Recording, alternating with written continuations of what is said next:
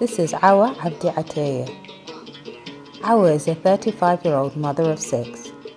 The drought assessment team met Awa as she sat under the small tree, seeking respite from her long and arduous journey.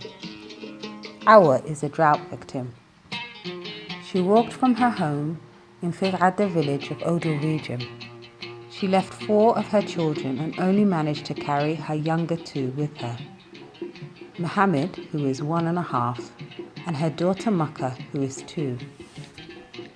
Awa walked for over 5 hours to reach this halfway point.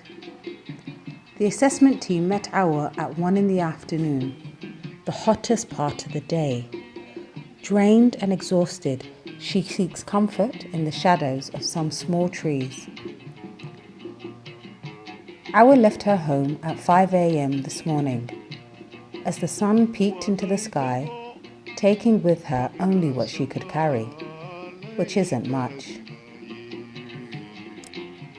She has with her 2.5 litres of water and 250 grams of date to help get her through the long journey. Awa only sips the water and prefers to give her kids the majority. Awa told the assessment team that before the drought, her and her family were relatively well off. They owned 200 sheep and goats and about 55 camels before the drought hit their settlement. Only 50 sheep and goat and 30 camels remain. She has little hope that they will survive much longer, as she left them this morning in a poor and desperate state. This is Bon village. This is where Awa wants to reach. This is where the drought victims can receive water and small-scale food distribution that in itself is understaffed, under-resourced and overstretched.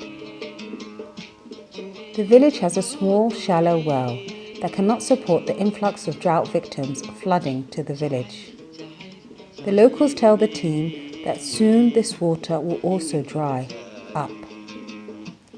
Scores of people line up and are all desperate to get water. The mayor of Bon told the assessment team that water demands had increased by 35%, and what makes things worse is the village only has 3 pumps. One broke in June and they have no funds to repair this much-needed resource. Ongoing drought conditions in the western and coastal regions of Somaliland are having adverse effects on water supplies, livelihoods and food security situation of pastoralists and agro-pastoralists, as well as fishing communities in those areas. The 2015 rainy season has failed and drought situation is fast deteriorating. The coping mechanisms of affected populations are being stretched slowly, and timely humanitarian interventions will be needed to prevent the situation sliding into full-blown humanitarian emergency.